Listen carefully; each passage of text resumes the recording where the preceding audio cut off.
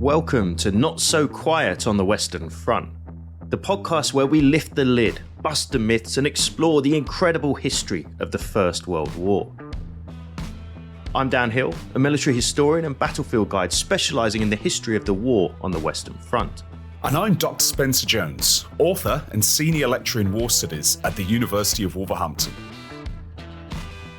In this week's episode, we continue our exploration of the story of the Poilu on the Western Front, with a focus on the crucial period from August to Christmas of 1914, which saw huge changes in the way the First World War would be fought. Well, hello James, hello Dan, pleased to be joining you again on another podcast, part of our continuing series looking at the French army over the course of the First World War. And last week, when we were discussing the Battle of the Frontiers, we left the French army facing perhaps its greatest crisis in its history, certainly since 1870, facing a seemingly overwhelming German invasion, massive casualties inflicted upon the French army, everything going wrong. And we left it on a bit of a cliffhanger, didn't we, Dan? We did indeed. We were, of course, leading up to the Battle of the Marne, which is going to really be the dominant narrative for 1914. I think across the entire Western Front, let alone in the areas that the French are going to be fighting over. So that's really going to be our journey as we continue this episode on for today.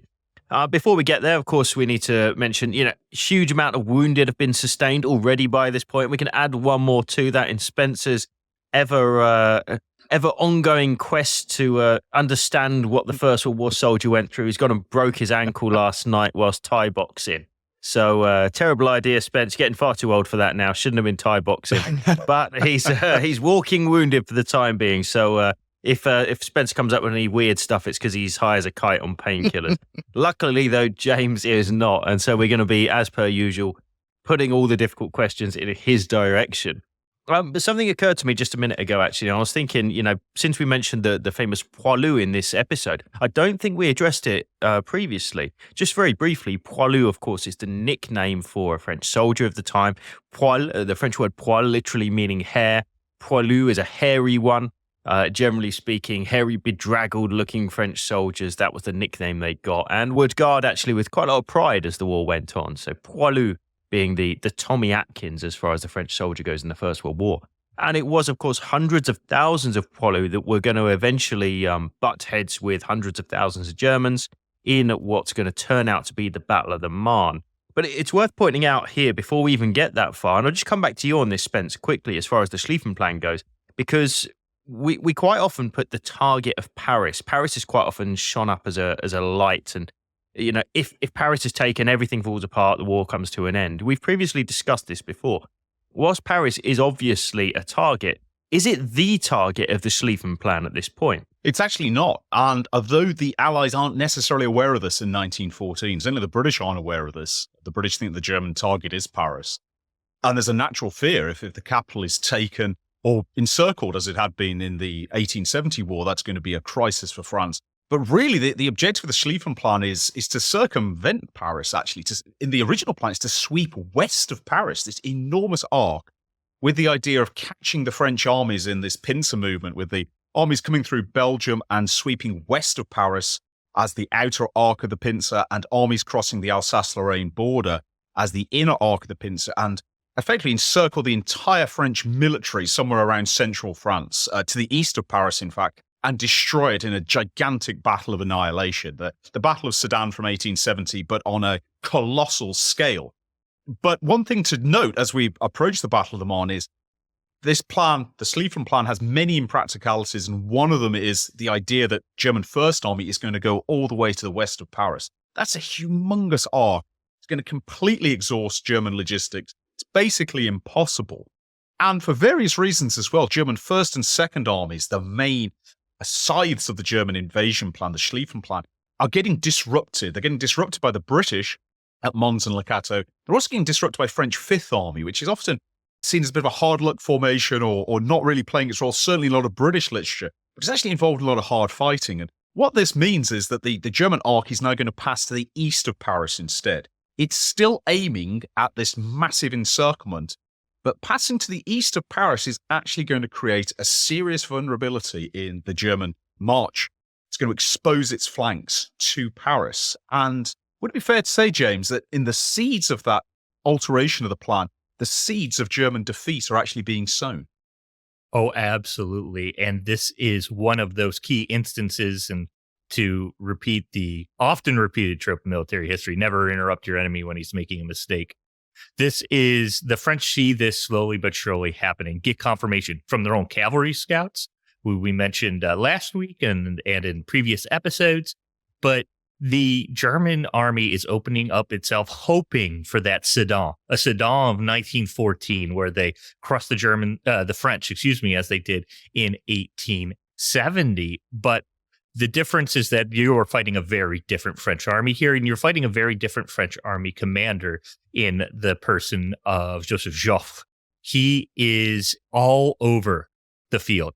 He is moving by car, by train, reporting into headquarters, meeting with commanders, giving orders, rallying morale, getting all of the forces together in a way that the German commanders are just not doing. He is always on the move and always contactable. He is always able to be reached by his commanders in the field, wherever they may be, organizing a defense, I should add, as we get to this upcoming battle that goes all the way from Paris in the west to Verdun in the east, as well as the spots in Alsace and Lorraine. But this upcoming battle, which we'll call the First Battle of the Marne, doesn't just take place along the Marne River. It's not just outside of Paris. That's going to be the westernmost part of this battle. There's going to be constant fighting. There's going to be a relook at the French army and how they're operating internally among units. There is going to be creation of new armies appointed with new commanders to fill gaps in the line, bringing reserve units from what are now relatively quiet sectors in the line, as well as just a stabilization and giving new commanders the ability to take the initiative on their own ground. A great example of this is going to be the newly created Ninth Army, which is going to be placed under a gentleman named Ferdinand Foch, who will, again, keep running into through the war and will hold a key position at the center of the defensive line. So the French army is consistently updating. They are consistently looking at themselves, and they are seeing the Germans are beginning to make a mistake as a new force is created under a general named Gallieni in the military district of Paris. It's going to be the Sixth Army, and they see quite an opportunity opening up. And Dan, I know you've given tours of this area. What mistakes are the Germans sort of making that give the French this opportunity? Well, in terms of mistakes and opportunities, there's quite a few that we can kind of throw into the mix here. I think the one thing to mention, as you said with that fantastic phrase, never interrupt your enemy whilst it's making a mistake. You could add a caveat to this and say never interrupt a very tired enemy when they're making a mistake. Because actually, this is one of the key problems here. We need to bear in mind that really from middle of August onwards, once this big fight has started, actually the Germans have been on pretty much a full-on, flat-out, pedal to the metal advance, trying to get, of course, enact this Schlieffen plan and make it work. And what they've done is they've fatally overextended their logistics at this point. Their supplies are exhausted. Their cavalry mounts are starting to fall to pieces. The men themselves are exhausted. This is a really bad time to be putting yourself in a position where you can make a mistake and open yourself to a counterattack, which, as both of you have already explained, is exactly what they do.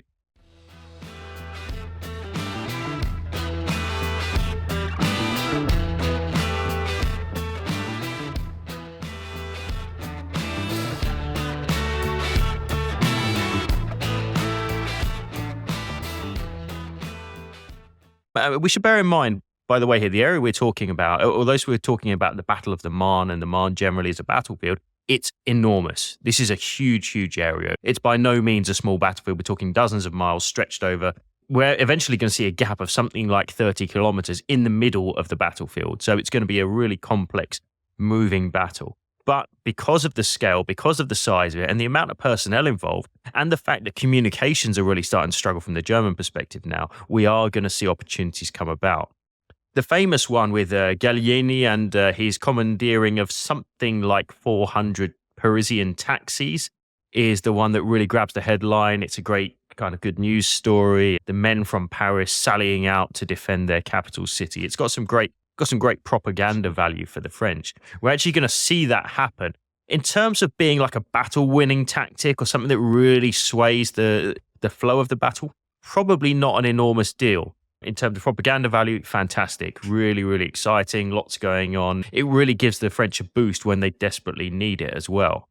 But I think the seeds have really been sown partly by this very large, very broad battlefield in which there's limited communications. But really, I think, Spence, German problems have really been the undoing or the starting of the undoing of what's going to eventually bring the Schlieffen Plan's major offensive to an end. I think there's a number of factors, and I've mentioned this in previous podcasts, that citing the British Army, which of course is very small within the context of this, the British Army acts as a sort of grit in the engine of the German war machine. Particularly German First Army, British Expeditionary Force is in its way, it fights it. Yes, it's driven back, it has to retreat at pace, but it's in the way, it delays the army. French Fifth Army as well fights primarily against German Second Army, that's delaying that army too. It's sowing all this friction, all this accumulation of problems. And you can multiply that across the entire battlefront because the Germans are winning victories, especially in August. They were inflicting massive losses on the French, but they're not reaping strategic rewards from this yet. And so all these battles the Germans fight, yes, they inflict a lot of damage on the Allies, but they're inflicting a lot of damage on themselves. They're slowing themselves down. They're losing momentum. Logistics are becoming strained. Troops are becoming exhausted. The Schlieffen Plan's so ambitious because it's asking the German army to cover hundreds of miles at marching infantry pace. This is before widespread mechanization. So the German army is getting exhausted in war. And another factor I'd really add to this, and I think in many ways, this is the secret of the success, is the incredible recuperative powers of the French army. To have received such a appalling body blow in August 1914. We talked last week about the Battle of the Frontiers, possibly as many as 27,000, 28,000 men killed on a single day on the 22nd of August. Statistics are disputed, but regardless, they're very, very heavy casualties in August. Armies driven back, commanders being replaced left and right. I think it would be understandable if the army collapsed under this pressure, but it doesn't.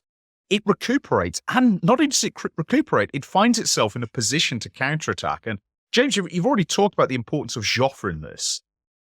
Is it worth commenting too about just how does the army itself actually do this? Is there great strength in depth in the French army? Is this battle-worn formations being brought back up to speed? Or is it something else? What's the secret of French recuperative powers in August and September 1914?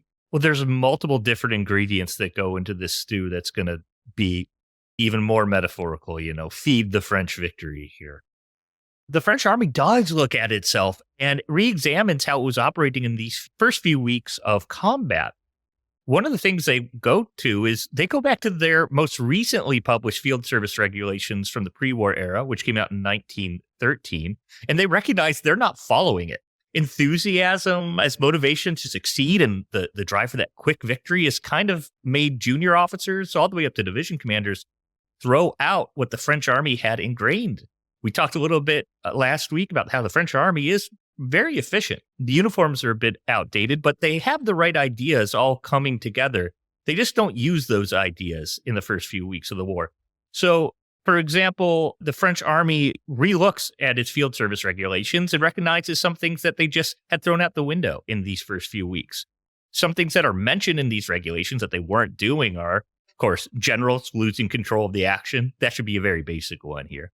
Attacks being prepared more carefully are going to be less costly in lives. Before launching an assault, action should be opened using lines of skirmishers supported by artillery. That's a key one we're going to see again throughout the war. Officers learning to wait for the artillery support and prevent troops from exposing themselves to the Germans too quickly. Infantry being able to exploit the terrain rather than saying, hey, they're the Germans, let's get them, boys, is kind of a big one as well. And units prepared to defend the conquered ground, digging in, bringing up the artillery. French artillery pre-war in 1914 is meant to be very mobile. Again, it's looked at very much as a supporting arm of the infantry. And you start to see some of these successes in battles leading up to what we will call the First Battle of the Marne. Some can argue that these are all part of a larger battle. Last week of August is a very important battle that I think has escaped Anglophone histories of the Great War, which is the Battle of the Trouée de Charmes. It's just outside of Nancy. in Lorraine. And on the 27th of August, General de Castelnau, who's commanding French Second Army, the force that will fight in this battle, reminded his men that the main bodies of infantry must put in an appearance only after the whole of the artillery has softened up the enemy infantry. And the French are going to enter this battle very much under these ideals, defending Lorraine. The units that are going to be fighting in this battle, many of them are from this area, 13th Corps, 20th Corps of the Army, again, raised locally.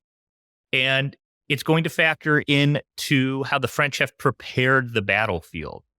Now, Spencer, you deal a lot with this late 19th century military history, but that factors very much into the success of the Battle of the Truet de Chaume.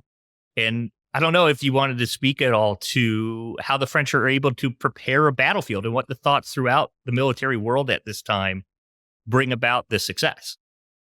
It's an interesting one, James, because there's this image, and there's been books written on this. People reflect on it at the time, that the French army, and to an extent the Germans, a lesser extent the British army, don't have an idea of battlefield preparation, that it is just up and at them, fixed bayonets and charge. And at a tactical level, we do see some of this, especially in the Battle of the Frontiers. There is a concept about how you're going to prepare a battle. Armies have spent a long time thinking about this. And in essence, what you want to do is you want to bring as much firepower to a point as you can, and you want to use that to facilitate movement. Really, what we have in the 21st century, fire and movement tactics, have been worked out in the 19th century, in the late 19th century, in the early 20th century, looking at things like, to an extent, the Franco-Prussian War, the Boer War, the Russo-Japanese War. What you don't want to do is allow your combined arms to collapse. The French have very, very good field artillery, exceptional field artillery, in fact, with their famous 75mm gun. What happens quite a lot in August is infantry are attacking without proper artillery cover. The artillery's in the wrong place. It's not helping. What the French start to, as I understand it, James, and correct me if I'm wrong here, what they start to do is they go back to these principles, which are well understood. You've got to do this. You've got to combine your arms. You've got to have your infantry and your artillery working as one. And one thing that's certainly from German sources I've seen is as French resistance begins to stiffen and the French army is still fighting very hard despite its casualties, one thing that comes out very strongly is if you're a German infantryman or a German artilleryman, coming under serious artillery fire from French 75s is absolutely horrible. The French 75s can fire very, very fast, faster than the German 77 can fire, for example. They've got very good bursting shrapnel, better than the German equivalent. German shrapnel's okay, but French is better.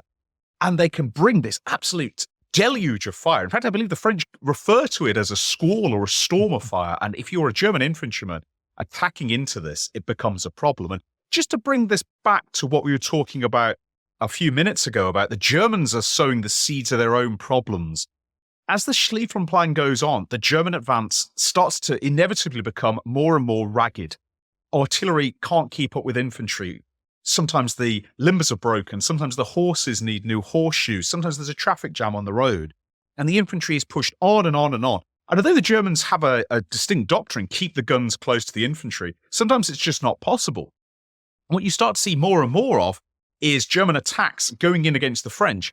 And the Germans don't have proper artillery support. They're not preparing the battlefield. And you're asking German infantry and a handful of guns to attack against French forces that have got a lot of 75s.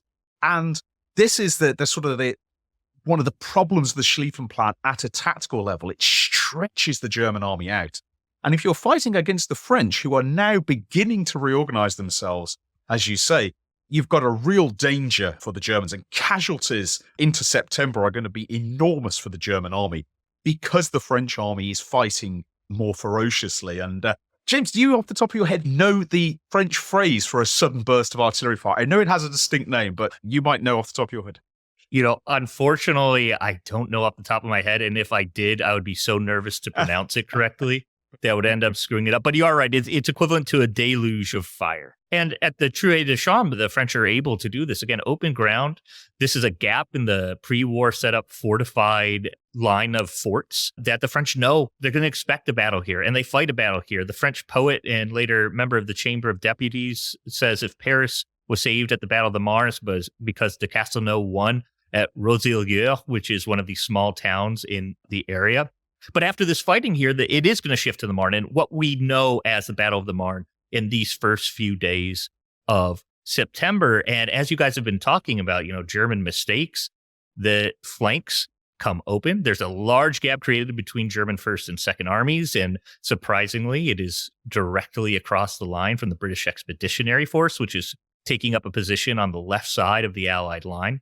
Now, one of the first battles General Joffre has to fight to take us off the battlefield is, in this battlefield of diplomacy, trying to convince confusingly named Sir John French, who's commanding the British forces in France at the time, to actually take the initiative and go on this assault. And this is one of the first victories Joffre finds, is convincing the British to actually make this assault. And French forces are going to flow out of Paris as well, hitting the German army in the flank, forcing them to slowly but surely fall back. And that brings us up to one of the myths you hear of the Battle of the Marne, one of the two ones that just absolutely grinds my gears every time I hear it. And this is something, Dan, you mentioned earlier, which is the taxis of the Marne. There are taxis out of Paris picking up men at Les Invalides in the heart of the city, taking about 5,000 men between the 6th to the 8th of September to the battlefield. That's about 5 understrength battalions of infantry. And one of my favorite anecdotes about this is these guys are so slow, they're being passed by cyclists as well as cavalrymen on the road. So, like you said before, great propaganda value, but maybe not necessarily the most effective form of transporting men. But it goes to this idea that the French are able to move reserves wherever they want. Fighting will be horrific at Meaux, the far west flank, very close to where Charles de Gaulle Airport is now. It's sort of the left end of this battle, all the way over to Verdun, through the Argonne Forest, in the Marais de Saint-Gond, the marshes of Saint-Gond, where Foch's forces will be fighting, where he is alleged to have uttered a phrase similar to, "My forces are being forced in, I'm losing ammunition, battle isn't going so well, I'm attacking." That's never actually said. I gotta get that out there, but it is sort of a great quote that has survived decades since the war. But the French are slowly but surely able to hold on, finding those spots where the line is breaking and throw reinforcements in and find gaps in the German lines to attack. They're also going to be on an individual basis, again, down to unit commanders, exploring new technologies and new ways to take advantage of this new terrain they're fighting on and of the new motivation and reformation of this French army. And in the 6th of September, an officer named Colonel Jean Estienne, someone we're going to meet a lot throughout this war, actually does something I think is fascinating and brings forward a new technology that we haven't talked too much about in regards to the French army, but it's a great story. And Spence, I don't know if you wanted to talk at all about his experience and what he brings in to help the 22nd Field Artillery Regiment that he's commanding during this battle. Well, just before we get on to that, James, one thing I struck me as we were talking about this is you're talking about the taxi cabs, and a small contribution, I believe off the top of my head, is a few thousand men are transported by taxi cabs. And I think this speaks to what we're driving at here, the ability of the French army to recuperate and to recover, start fighting in a new way, go back to its core tactical principles. But I also think it speaks about French morale, that there has not been, as indeed there was not in 1870 after Sedan, there has not been a complete collapse of morale. There's two crucial decisions at the gates of Paris, I think, as the Germans are passing to the east of it. One you've already mentioned, and this is Joffre's intervention with Sir John French, which I have to tell this story because it's absolutely verifiable from British and French sources that John French wants to pull the British army out of the line. Been roughly handled, communications with the French have been quite poor. Sir John has this document in his pocket saying, "Don't get the army destroyed, we can't replace it, and don't let the French take it over." Sir John French, always a bit of a mercurial character, a bit of a colourful character, man of high emotions. He tells the British government, "I'm pulling out," and the French can deal with it. And Lord Kitchener himself, the Secretary of State for War, is going to intervene on this and say, "You can't do this." Famous showdown in Paris where Lord Kitchener in Field Marshal's uniform tells Field Marshal French how it's going to be. And Field Marshal French never forgives Kitchener for that. But in some ways, the real intervention is not actually Kitchener coming over and saying, "You are not pulling the army out." It's Joffre going to see Sir John French in early September. And Sir John speaks French, and not particularly well, but he can understand some French. Joffre doesn't speak English, but Joffre gives him this passionate speech about how he's going to throw every single division, every single regiment into the battle. The entirety of France is committed to this battle, and will the British play their part? And he ends this exhortation. He takes Sir John's hand, grips it, and says, "It's not me who's asking you, it's France that is begging you." And it's an incredible performance. Apparently, both men have got tears coming out of their eyes. And Sir John he wants to say, everything that men can do, our men will do. But he can't do it. He's so emotional, he can't get his French out. So he asks one of his translators to do this, who just translates it as, yes, we will cooperate. It takes all the drama out of it, but translates it. And that's the two really important things that I think show the pivotal nature of Joffre and the importance that French morale, despite these defeats, hasn't been broken. And to bring this back to the question you just asked me about Colonel Jean Estienne and his innovations, if you will, in 1914, this speaks too about going back to ideas pre-war, some of the better tactical ideas. And in this case, this is using our aircraft for artillery spotting. And this is the first time that the French actually use this to direct artillery fire in battle on the 6th of September. The Germans have done this a little bit before the Allies. There's evidence of this in August 1914. The British won't do it until the Battle of the Aisne a little bit later. But I think when you start to see these very early combinations of advanced technology, aircraft guiding 75s, the most advanced reconnaissance asset in the world in 1914, an aircraft combined with a 75, the best field gun in the world, you start to get powerful combinations. And I think it gives a lie as well to this idea, and this is very common, I have to say, in Anglophone historiography, that the French army in 1914 is all red trousers, brass buttons, white gloves, long bayonets, charge, and be mown down in the process. Some of that does happen, but the speed with which the French are adapting is pretty remarkable. And I think that's something that we do well to remember, Dan. Yeah, I think that the entire Battle of the Marne, you could use that phrase for, we do well to remember, because it's totally underplayed in any English-speaking nation in the world that has any interest in the First World War. And it really shouldn't be. And I think the scale here is something that really stands out. We're talking about 2 million men fighting. This is the largest battle in the history of the world by quite some distance at the time in which it's fought. This is an enormous, enormous engagement. And it's going to take multiple nations. It's going to not only be Brits, French, and Germans. Of course, there are many different nations that are going to be represented in some way, shape, or form on this battlefield. There's some kind of inevitability about the Battle of the Marne. There would always be a version of this. There was always going to be one great final showdown before Paris is fallen or before the Schlieffen plan is eventually successful. And it happens that it's going to be the first Battle of the Marne. What's interesting is that, of course, we're talking a time pre-trenches here, and we need to remember that because it has an important bearing on the story. And at a time when, but really by the middle of 1915, trenches make solid, over-the-top, mobile attacks impossible. And you don't have that in 1914. You really have to rely on the terrain. And that's why the Marne battlefield was particularly interesting. It takes its name, of course, for the River Marne. There's no surprise that the river is actually going to play a key part.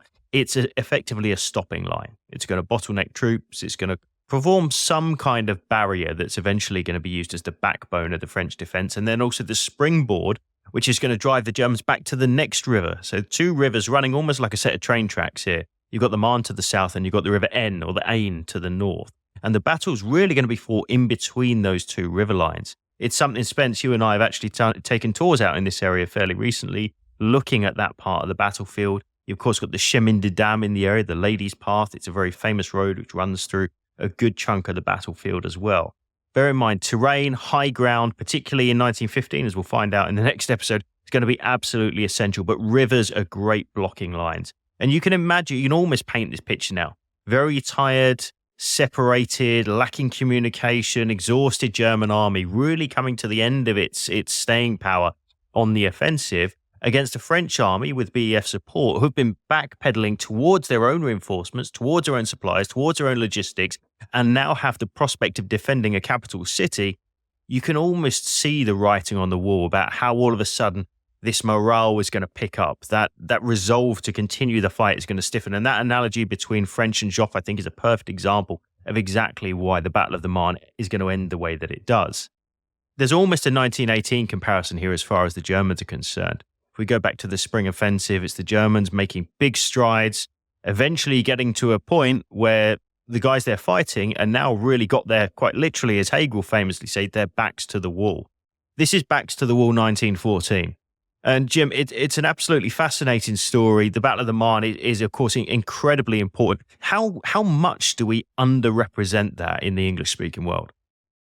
I think immensely. And looking at the past, say, 20 to 30 years of what has been published on the First Battle of the Marne, as well as on these early engagements of 1914, overwhelmingly, we're discussing the BEF, which plays no small part in this victory. And the Germans. Of course, you can't not mention them. It's they would only be mentioning half of the battle if you don't have studies of the Germans. But even in the most popular overviews of the First Battle of the Marne, the focus tends to be on the Germans. And I think that shows the interest sort of in the general public towards the First World War, and especially in 1914. There's something truly fascinating about a gentleman in a spiked helmet in France. And that could be the title of your German Army series. I think it is very, very underrepresented, very, very understudied as well. We don't know, even in France, among French historians, we don't have specific small unit actions.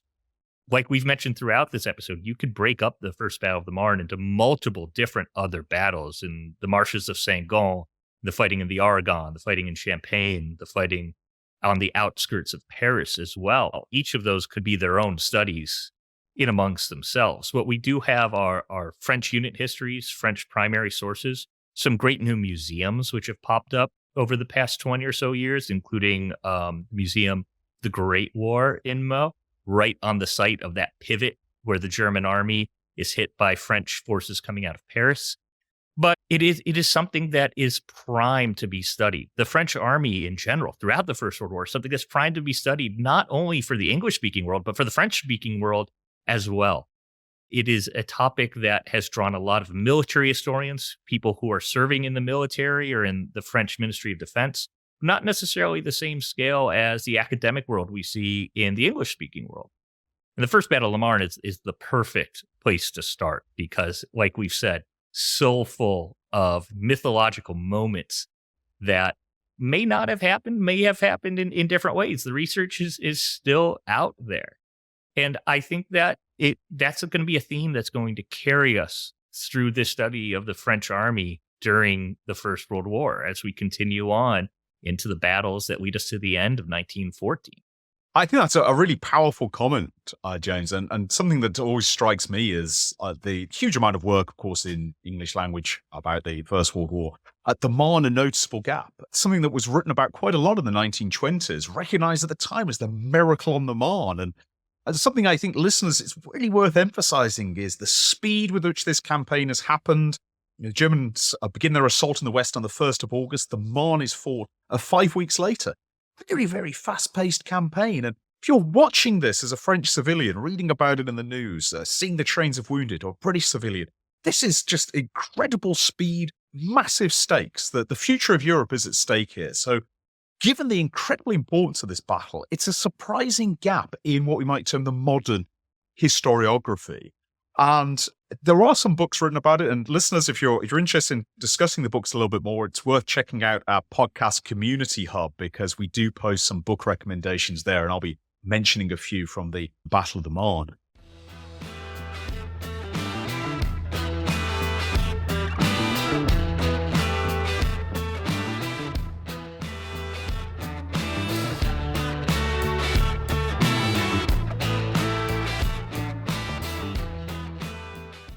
But to go back to the Battle of the Marne itself, one thing that always strikes me is getting a picture of a battle that is so enormous, as you say, runs from Paris to Verdun. Armies engaged on a vast scale, the biggest battle in human history at this stage. And in a way, it succeeds. The German invasion is halted.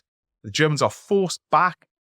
But is there an argument that this is in some ways a slightly missed opportunity for the Allies. Is there a chance to actually win a war-winning victory at the Marne? Or is it enough that the invasion is stopped and the Schlieffen plan is broken? Well, I can speak to the French aspect of this. There's definitely a feeling of immediate relief. The government starts to come back from Bordeaux to Paris. Joffre is, he becomes the hero of the Marne, something that's going to carry him through pivotal battles until the end of 1916, when the situation completely changes. But there are opportunities for the destruction of the German army. The problem, as we've hit on with all three of the major combatants at this battle, is the French are tired. Forces that have been thrown into the fight that may not have seen action previously have been fighting for days on end, sometimes 10 to 15 days of nonstop contact with the enemy. You have soldiers who have worn out both pairs of boots they've been issued. Some soldiers seeing action, for example, had come out of their regimental depots in Algeria or Morocco and been thrown immediately from the port to the train to Paris, and then straight from the train yard into action, and then fighting in those actions for multiple days. So although there are opportunities, and you see this even with that original gap in between the German First and Second Armies that the BEF begins to exploit, there just isn't the drive and the momentum. There's the drive and the passion to stand where you are, something you'll see throughout the rest of the war, and we'll utter a immortal phrase as we get into 1916. But once that crisis has been averted, it is exhaustion. And Dan, I don't know, what about for the British? Are they able to continue on? Obviously, there's many more battles to be fought before the year ends. Well, I think really it's the same story. And the reason it's the same story is because they've had very similar experiences. Everybody's been on the retreat since Mons. The Germans have been advancing since Mons. The Brits and the French have been retreating since it. And so the tiredness levels are about the same. Everybody really, by the time we get to, and we should say, there's a real to and fro element to the Battle of the Marne here. Up until about the 8th of September, or between the 6th and the 8th, you've got a German advance, that last attempt to break the line. And then really you've got the holding actions on the 8th, and then you've got the Allied pushback, really, which runs from the 9th to the 12th. That's then eventually going to see the line return to the area around the River Aisne, or the Aisne. At that point, everybody is exhausted. We're talking 2 million personnel. So around 900,000 German, about 1.1 million French, and a significantly smaller Allied contribution as far as the Brits are concerned, about 5 or 6 divisions. This is 15 times bigger than the Battle of Waterloo. This is the kind of scale that we're talking here. Absolutely monstrous. But everybody is exhausted. Everybody is willing at this point to at least have some kind of break. Bear in mind we're in mobile warfare, and a break at that point means one thing is going to happen. Because artillery, we're realizing now just how dominant artillery's been in the previous weeks on the battlefield. You don't have a break above ground. You don't have a break in any kind of open situation. We're going to start seeing the war of the spades as the German army, the Brits, and the French, who don't actually carry a particularly significant spade, are going to start digging down into the ground. And we're going to start to see static warfare, really by mutual consent at this point. The Germans have realized the Schlieffen plan is not going to succeed. In fact, Germans have also realized at this point, I think rather worryingly, that the one thing that they desperately do not want to happen, which is to fight a war on two fronts, is going to be exactly what they get. In fact, Spence, German high command at this point, in the form of Moltke and in fact even the two army commanders, they're in a pretty dire situation. They are. And Moltke, who has been a bit of a faint character on this podcast, stands, I think, in complete contrast to Joffre, something that's noted at the time, that von Moltke the Younger, the nephew of the famous Helmuth von Moltke, who commanded the Germans' general staff in 1870, he's not the right man for the job. He's a man who, in many ways, is an epitome of a superbly trained staff officer, but he lacks that iron resolve that Joffre has. And he lacks another attribute that Joffre has, and that's calm. Von Moltke is not calm. Almost from the beginning of the invasion, right up to his dismissal in September, he's not calm. And James, you made a point that Joffre's here, there, and everywhere in 1914. He speaks to his commanders. He goes and sees Sir John French. He's moving around the battlefield. He's overcoming the problems of communication. Whereas von Moltke isn't. He's staying behind in his command post. He's nervously letting information come in. And there's this critical moment at the height of the Battle of the Marne, around about the 9th of September. Von Moltke is not at the front, but he sends a staff officer to go out to assess, is the Battle of the Marne being lost? And this staff officer travels around and speaks to army commanders who are under heavy pressure. They're worried their army's going to collapse. They're being driven back.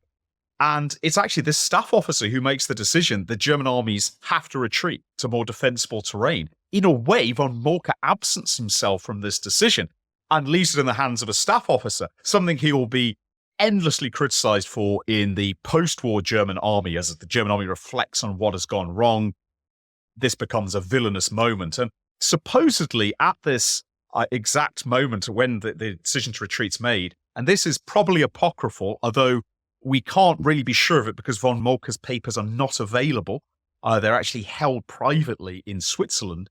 Von Moltke goes to the Kaiser and is alleged to have said, "Your Majesty, we have lost the war because the Schlieffen plan has failed." Whether he says that's not entirely clear, but I absolutely believe he believed it. He may have had a nervous-induced stroke at this time as well, and he'll be replaced within a matter of days. And somewhat ironically, on the day that this decision to retreat on the Marne is made, Bethan Holvig, the German Chancellor, draws up the plans for a post-war Europe and issues the so-called September Memorandum, which lays out a vision of what Germany wants at the end of the war, which means Belgium ceases to exist as a nation, gets absorbed into Germany. France loses all of its coastline. Belgium and France lose all of their African colonies to create this gigantic singular German colony that runs from the Atlantic to the Indian Ocean, so-called Middle Africa, and British influence in world affairs is to be ended. So this dramatic vision of a post-war Europe if the Battle of the Marne goes on to the side of the Germans. But that's issued on the same day that the Germans begin their withdrawal. And I think this puts into context, especially if you're reflecting on this in continental terms, the stakes at the Battle of the Marne. These are absolutely massive, humongous. It's an epoch-changing battle because if the Germans win the Battle of the Marne, you may well have seen the September program put into effect. But it's not to be. The Schlieffen plan fails. Von Moltke effectively loses command of the battle and he'll be replaced in a matter of days. But the war's going to go on. And this is a victory that is not complete. It's an incredibly important victory, a war-changing victory in many ways, but it's not a war-ending victory yet. And the Germans are able to retreat, battered, bruised, blooded, but they retreat to defensible positions. Incidentally, September is a staggeringly bloody month for the German army. It's proportionately, September 1914, one of the worst months of the entire war for the German army, which gives you some idea, listeners, of the scale of the fighting. This is, we've got vast battles to come. Verdun, the Somme, the battles of 1918, and yet September 1914 is a spectacularly bloody month for the Germans. But the German army, just like the French in August, can recover, and there's going to be an entirely new campaign after the Marne, and that's going to be the race to the sea. Indeed it is. It is going to be the subject of our very next episode as we continue our journey into the story of the French on the Western Front. So I hope you've enjoyed it. Huge thanks again to James for coming along and joining us one more time. And we're going to continue working our way through that fascinating story until, of course, we reach the 11th of November 1918. Thanks to you that have come over and joined us in our brand new community hub and also interacted with us in the famous Dugout. So if you'd like to know more, if you'd like to find out what we're doing over on this new hub, do check it out. There is a month's free opportunity to come and join us with the rank of captain, which gives you access to all kinds of things, including ad-free podcast, chance to interact with Spence and I, and also James as well, some exclusive content that you don't find anywhere else. So loads to see and check out. Do take the opportunity if you haven't already, and hopefully we'll see you over there soon. If not, we'll see you back here next week for our very next episode. You've been listening to Not So Quiet on the Western Front, a Battle Guide production. If you've enjoyed this podcast, why not check out the Battle Guide YouTube channel, where we regularly release documentaries exploring some of the most famous and extraordinary episodes from throughout military history. If you'd like to support the Battle Guide team to create more content just like this, why not head over to our Patreon, where for the cost of just a cup of coffee, you can get access to full-length virtual battlefield tours, exclusive behind-the-scenes content, decide which subjects we cover in future podcasts and videos, and join a fantastic community of like-minded people. That's all this time. See you again soon.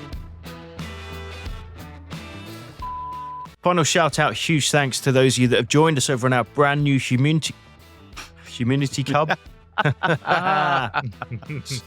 Nice.